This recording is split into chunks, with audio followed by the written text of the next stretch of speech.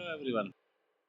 आज हम बायोलॉजी में हार्ट का एक मेडिकल टेस्ट होता है जिसका नाम ईसीजी होता है, उसके बारे में हम पढ़ाने जा रहे हैं। तो ये ईसीजी होता क्या है, कैसे काम करता है, क्यों काम करता है, किस लिए काम करता है, क्यों काम कराया जाता है। अब हम रिपोर्ट लेने जाते हैं तो क्यों ईसीजी करवाएंगे, ज़रूरत क्या पड़ गया ईसीजी का। तो ये सारा कुछ हम इस वीडियो में आप लोग को टोटल डिटेल से समझा देंगे। तो ये टोटल डिटेल से समझने के लिए आपको वीडियो के लास्ट तक बने रहना होगा, तब हम आपको ईसीजी अच्छा तरीक़ा से समझा पाएंगे। तो ईसीजी को क्या बोलते हैं और ये कैसे काम करता है, इसका पूरा डिटेल है इस वीडियो में देखते हैं। तो हर बार की तरह शुरू से शुरू करते हैं। ये ईसीजी होता क्या है। तो बेसिकली ईसीजी नॉर्मल सा बात है। ईसीजी मतलब इसका कुछ ना कुछ फुल फॉर्म होगा। तो ईसीजी का फुल फॉर्म होता है इलेक्ट्रोकार्डियोग्राम, या फिर इसको हम दूसरा भाषा में बोलेंगे तो इलेक्ट्रोकार्डियोग्राफी। इलेक्ट्रोकार्डियोग्राम और इलेक्ट्रोकार्डियोग्राफी होता क्या है, इसको हम डिटेल से समझाते हैं अभी।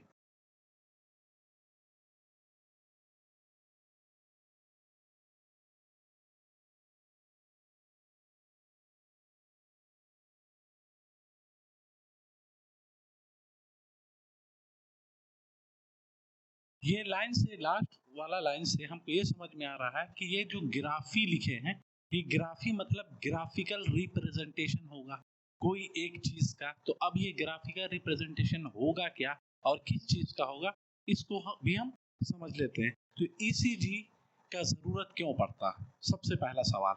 हमको क्या जरूरत पड़ गया, मेरा मन कर जाएगा, हम जाएंगे बोलेंगे मेरा ईसीजी कर दीजिए, तो क्या वो करेंगे डॉक्टर? नहीं करेंगे। आपका मन किया, आप चले गए, बोले कि मेरा ईसीजी रिपोर्ट चाहिए हमको, तो क्या ये पॉसिबल है? नहीं पॉसिबल। तो ईसीजी का जरूरत क्यों पड़ता? मन कर गया, जैसे हमको वो कुछ भी मन कर गया, एक काम करते हैं, पैरासीटामोल खा लेते हैं, ठीक हो जाएंगे। पॉसिबल है? नहीं। तो जरूरत क्यों पड़ता है? तो जो भी चीज मेडिकल टर्म्स में हम भी चीज को यूटिलाइज करते हैं, जो भी चीज को हम कंज्यूम करते हैं, जैसे दवा हो गया या वैक्सीन वगैरह लेते हैं, तो कुछ ना कुछ प्रॉब्लम होना वाला रहता है या फिर कुछ ना कुछ प्रॉब्लम हुआ रहता है, इस वजह से करते हैं। तो ईसीजी को भी क्यों कराया जाता है, जरूरत क्या पड़ गया ईसीजी का? तो ईसीजी का जरूरत तब पड़ता है जब कुछ कुछ कंडीशन मेरे बॉडी में सिम्टम दिखने लगता है। तो क्या क्या सिम्टम दिखता है, उसके लिए हमको ईसीजी कराना जरूरी पड़ता है। तो सबसे पहला पैटर्न क्या होता है, ये ईसीजी डॉक्टर साहब लिखते हैं, वो डॉक्टर लिख देंगे, तो आप लोग को समझ में आ जाए कि ईसीजी कराना ही है। अब ये ईसीजी को क्यों लिख कर आया जाता है, तो ये सारा कुछ डिटेल है। तो पहला कंडीशन, क्या क्या चीज सिम्टम हम लोग के बॉडी में दिखेगा जिस वजह से डॉक्टर ईसीजी करने के लिए बोलते हैं। तो पहला कंडीशन, या तो हम लोग के सीने में दर्द होता है, मतलब चेस्ट पेन, जिसको हम सीने में दर्द मतलब हिंदी में, चेस्ट पेन मतलब इंग्लिश। दूसरा कंडीशन सफोकेशन, मतलब सांस लेने में प्रॉब्लम होता है। हम सांस, नॉर्मल बात है कि हम लोग सांस हमेशा लेते हैं और छोड़ते रहते हैं, ऑक्सीजन इन और कार्बन डाइऑक्साइड एक्सेल करते हैं, इनहेल और एक्सेल करते हैं। तो ये चीज में जब प्रॉब्लम क्रिएट होने लगता है तो इसको हम कहते हैं सफोकेशन। मतलब कहीं ना कहीं से मेरा रेस्पिरेशन सिस्टम सही से काम नहीं कर रहा, तो ये दूसरा कंडीशन हो जाता है।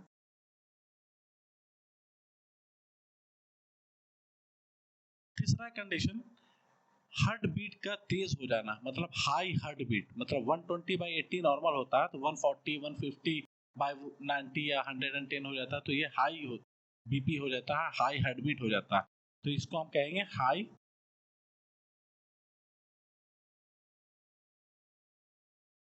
Heart beat. चौथा कंडीशन, जब डायबिटीज होता है, तो डायबिटीज एक एज पर जाके होने लगता है।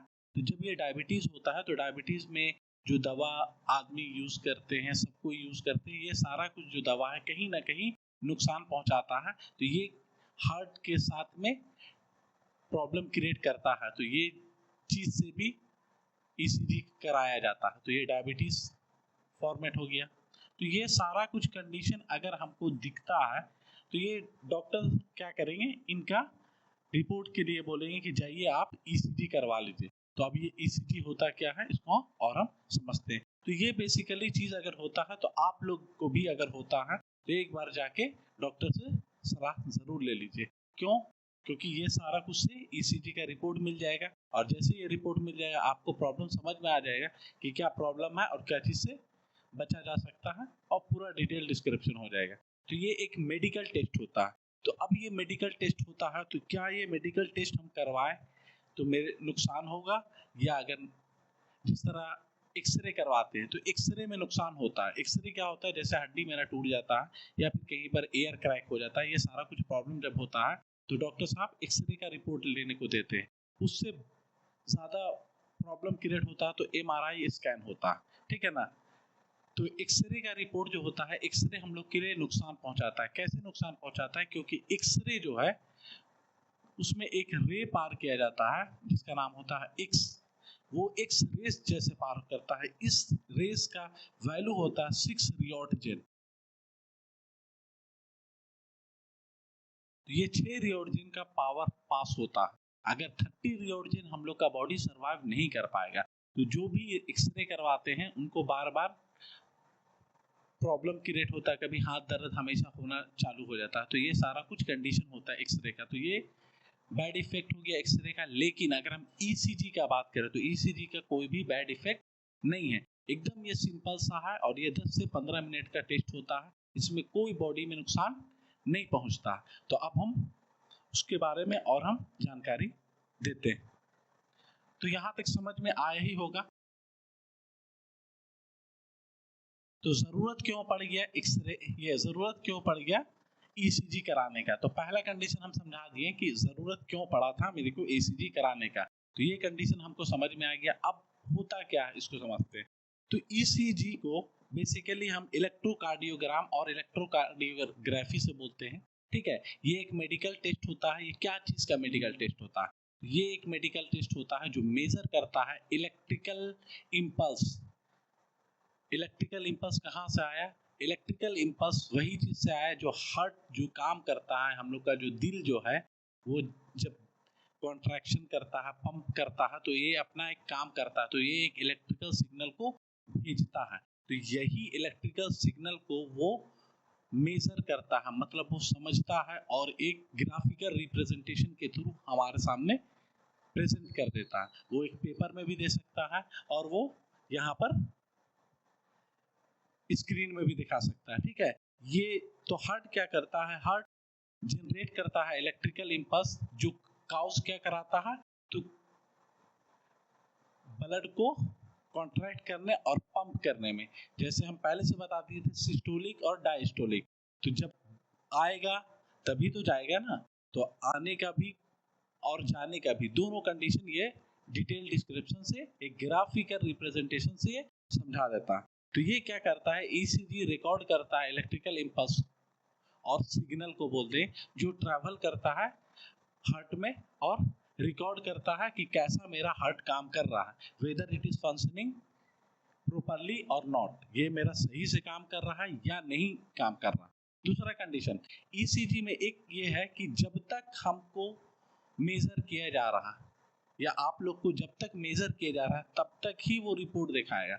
अगर मान लीजिए आप यहाँ से उठे और चले गए, तो जब तक आप यहाँ पर थे तभी तक वो दिखाएगा। अगर आप बाहर में जाके आपको कुछ और प्रॉब्लम हुआ तो फिर उसका ईसीजी अलग हो जाएगा, ठीक है ना। तो ये जब तक आप उसके साथ में संबंध बनाए हुए हैं, मतलब उसके कनेक्टिविटी में है, तब वो आपका पूरा डिटेल बता देगा। मतलब वो एक टाइम पीरियड दिखाएगा जब तक उसके साथ में कनेक्शन है और कुछ नहीं है। तो ये चीज से रिपोर्ट बताया जाता है कि हाँ क्या आपका हार्ट कैसा काम कर रहा है, अच्छा काम कर रहा है, नहीं काम कर रहा है, क्या चीज आपको चाहिए, कौन सा दवा लगेगा, तो ये सारा कुछ इससे बताएगा।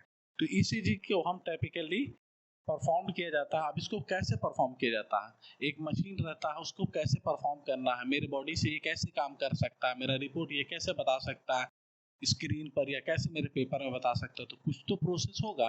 तो ये प्रोसेस क्या होता है, ये क्या किया जाता है, करना कुछ नहीं है इसमें। ईसीजी में एक टाइपिकली परफॉर्म कैसे किया जाता है, तो टिपिकली ये परफॉर्म होता है प्लेसिंग सम स्मॉल इलेक्ट्रोड्स, ठीक है। हम लोग के बॉडी में कहीं ना कहीं कुछ कुछ पोजीशन पर वो एडजस्टमेंट किया हुआ है कि यहाँ यहाँ पोजीशन पर हमको इलेक्ट्रोड्स लगाना, ठीक है। तो ये सब इलेक्ट्रोड्स लगाता है हम लोग के स्किन के कुछ कुछ स्पेसिफिक पॉइंट पर।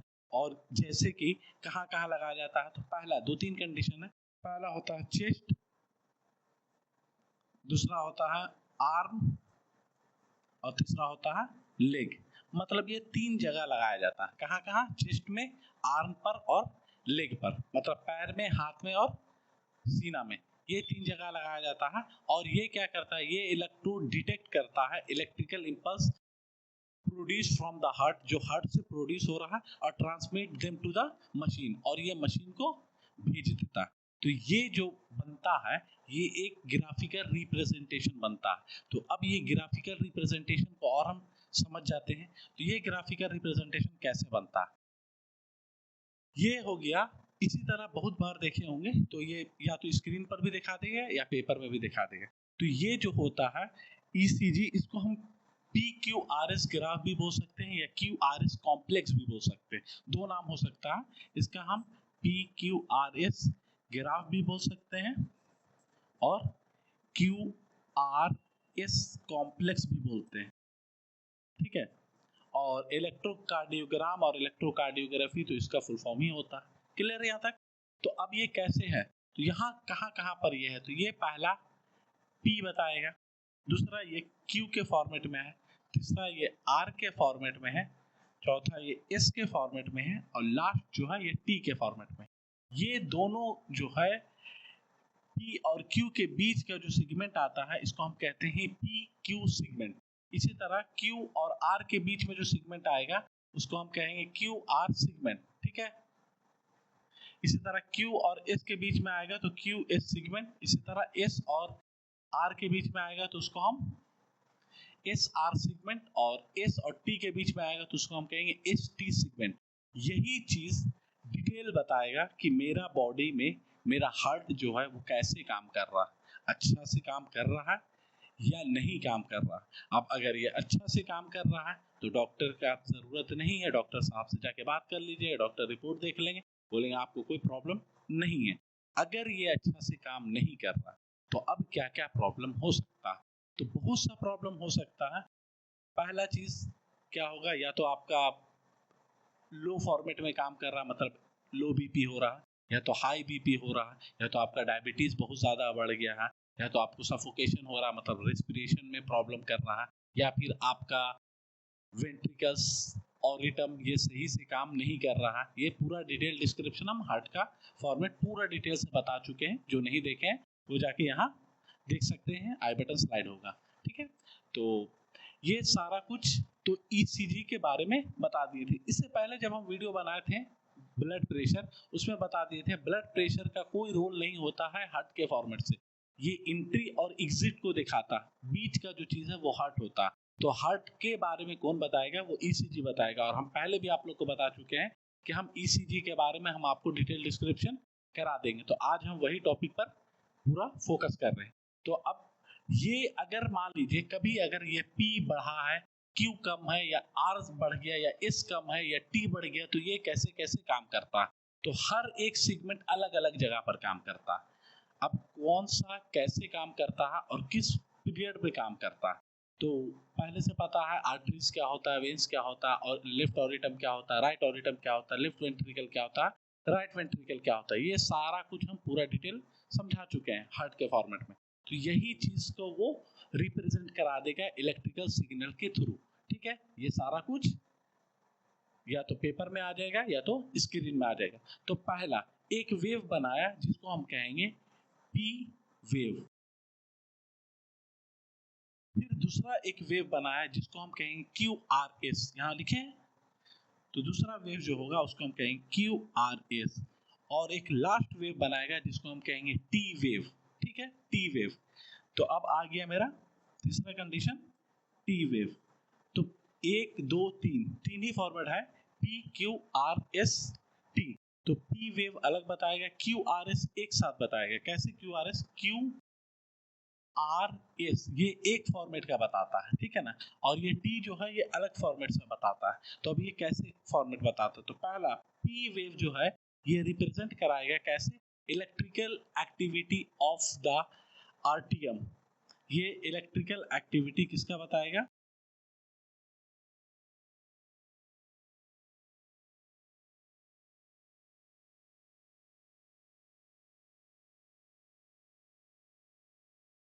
इलेक्ट्रिकल एक्टिविटी किसका बता रहा है? आरटीएम का। मतलब ये अपर चेम्बर जो हम पहले बता चुके हैं, ऊपर में आरटीएम रहता है, नीचे में वेंट्रिकल रहता है। तो upper left right, left right, तो लेफ्ट ऑर्टियम, राइट ऑरिटम, लेफ्ट वेंट्रिकल, राइट वेंट्रिकल। तो ये अपर चेम्बर के बारे में बताएगा। तो ये अब अपर चेम्बर का बात हुआ, तो ये सिर्फ लेफ्ट का नहीं बताएगा, ये लेफ्ट और राइट दोनों का बताता।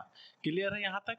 दूसरा condition, Q R S complex, मतलब क्यू आर एस वेव जो है वो क्या बताता? तो ये बताता है electrical activity of the ventricles. मतलब नीचे का जो फॉर्मेट है जो हम पहले बता दिए थे, तो ये बताएगा इलेक्ट्रिकल एक्टिविटी ऑफ द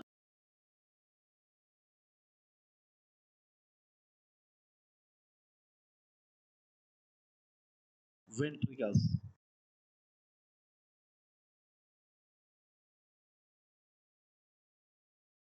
अब लास्ट जो बचा वो टी वेव बचा। तो टी वेव अब क्या चीज का बताएगा? जब मेरा बॉडी के अंदर, मेरा हार्ट के अंदर क्या है बचा? ऑरिटम और वेंट्रिकल्स, इसके अलावा कुछ है?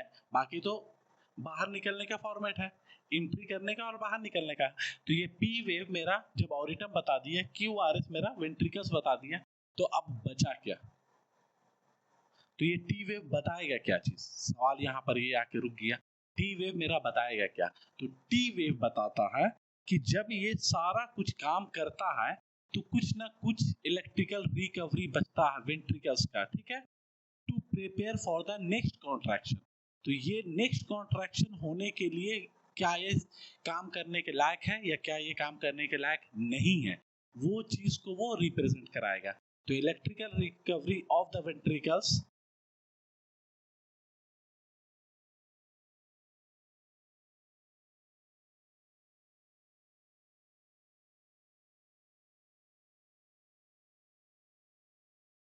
Electrical recovery of the ventricles कब बताएगा? कि that is capable for the next contraction, ठीक है, और कैपेबल और प्रिपेयर कराता है, ठीक है। तो of the ventricles to prepare for next contraction.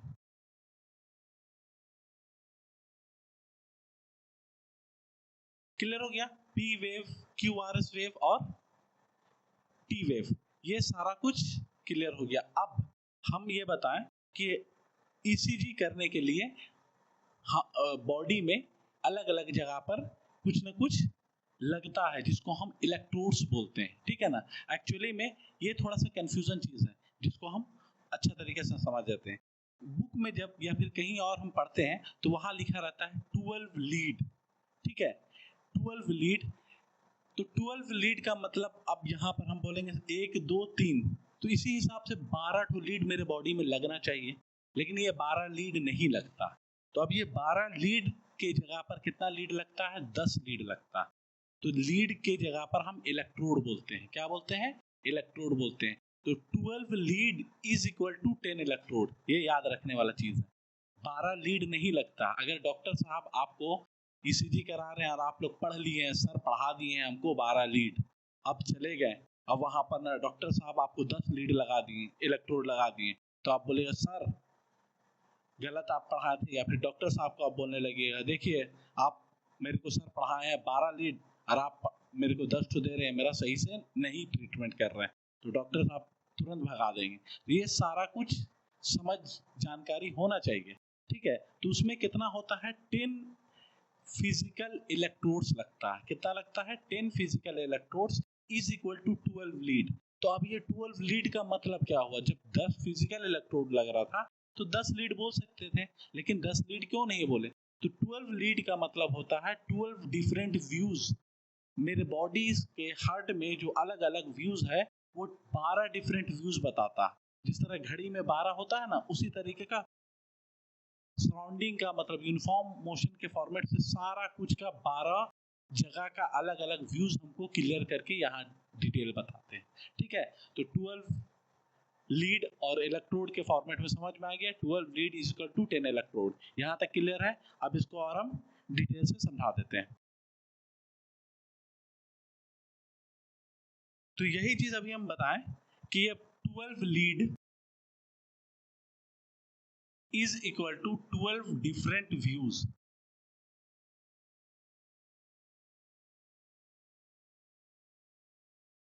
12 lead का मतलब होता है 12 डिफरेंट व्यूज, अलग अलग जगह का डिटेल बताना। ठीक है, तो अब ये 12 lead is equal to 10 physical electrode. थोड़ा सा मैथ का कैलकुलेशन आ गया इसमें। 10 फिजिकल इलेक्ट्रोड,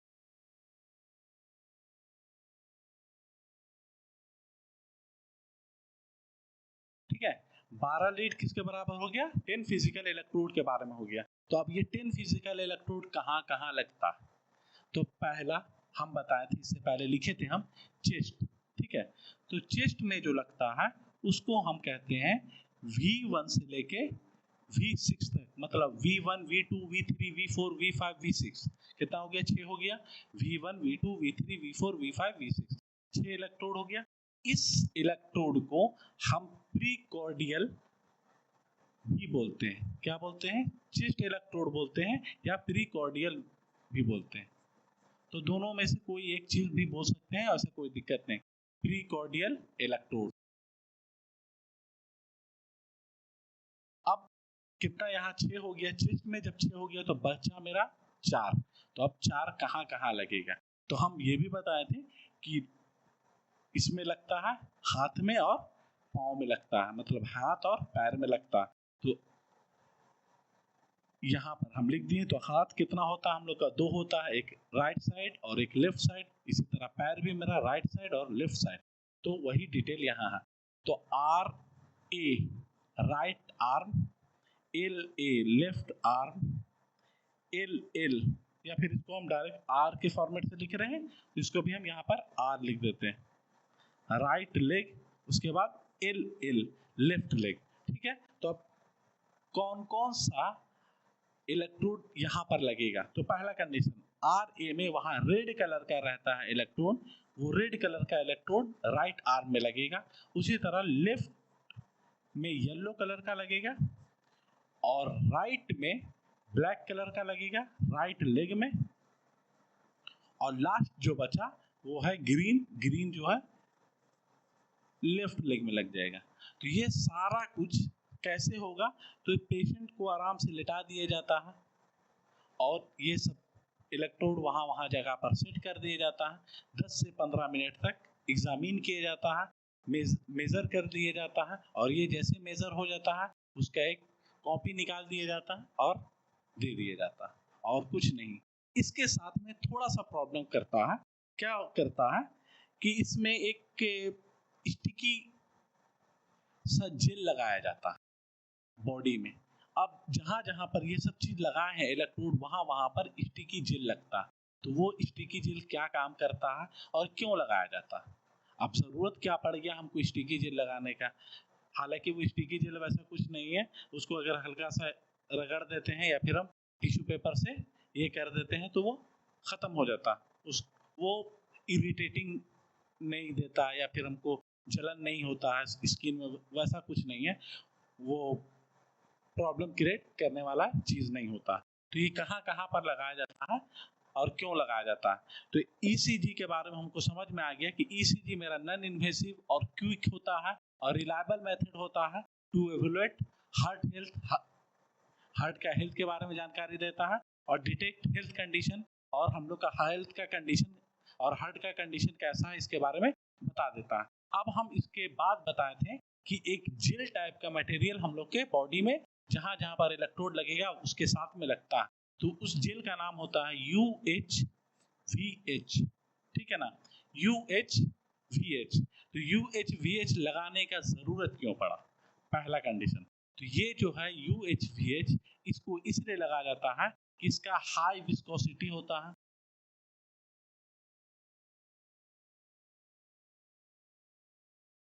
ठीक है, हाई विस्कोसिटी होता है। दूसरा, ये रिड्यूस रेसिस्टेंस कर देता है। तो अब ये रेसिस्टेंस आया कहाँ से? तो रेसिस्टेंस वही चीज हुआ जो हम लोग के स्किन के ऊपर लगाया जाता है, और स्किन और हार्ट के बीच में बहुत सा डिफरेंस होता है, और जहाँ से ये सिग्नल भेजेगा वो चीज़ में स्किन जो है मेरा रेसिस्टेंस का काम कर रहा है तो उसको ख़त्म कर देता है, तो ये रिड्यूस रेसिस्टेंस। जब ये रिड्यूस रेसिस्टेंस किया तो इसका कंडक्टिविटी को बढ़ा दिया, तो ये कंडक्टिविटी के लिए काम किया जाता है। मतलब सही से मेरे पास में रिपोर्ट आ सके। कभी कभी होता है कि एज होने के वजह से आदमी स्किन सही से काम नहीं कर पाता, तो वो लोग बार बार घसता है वो जगह को, फिर से लगाते हैं, फिर घसते हैं, फिर वो लगाते हैं। क्यों लगाते हैं? क्योंकि उनको सिग्नल नहीं मिल पा रहा था। तो ये जो सिग्नल नहीं मिल पा रहा था तो ये प्रॉब्लम क्रिएट करता है। तो जब ये सिग्नल नहीं मिल पाएगा तो वो रिपोर्ट जो है मेरा गलत आ जाएगा या फिर सही से नहीं आ पाएगा। तो ये सारा कुछ से बचने के लिए वो सब चीज़ लगाया जाता है। प्रिवेंट एयर गैप, जो एयर गैप होता है उससे बचने के लिए ये सब ये लगाया जाता है। ठीक है, तो ये सारा कुछ को मेंटेन करने के लिए UHVH जेल लगाया जाता है इलेक्ट्रोड के साथ, और वो पेशेंट के का टोटल तरीके से एग्जामिन हो जाता है और ये पूरा रिपोर्ट हमको दे देते हैं। तो ये सारा कुछ जो है ये ECG के फॉर्मेट में था। आई होप ये वीडियो आप लोग को अच्छा लगा। तो इसी तरीके का बहुत सा वीडियो चैनल में है, आप जाके उसको देख सकते हैं। मिलते हैं नेक्स्ट क्लास में कुछ नए टॉपिक के साथ, तब तक के लिए बाय।